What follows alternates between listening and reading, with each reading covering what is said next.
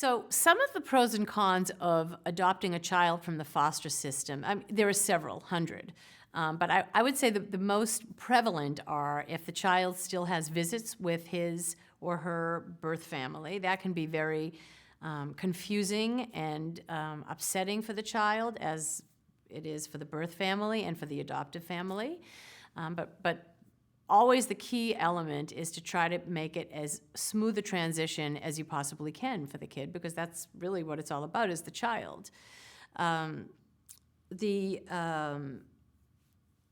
pros can be if the birth family, in that situation, if the birth family is cooperative, they can be very insightful and very helpful in terms of giving you some history of your child. So that can always be great.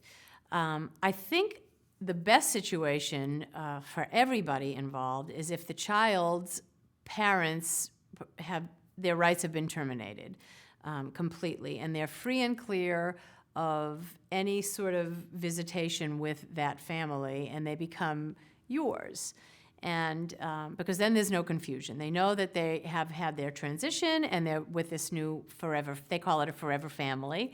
And then they just become, you try to get them into a rhythm, and you have a whole set of circumstances that you have to deal with the challenges and the attachment issues and the trust issues. So you have to work really hard. It's a constant lesson for these foster children, because they don't really trust anybody, especially obviously if they're older and they've been exposed to so much.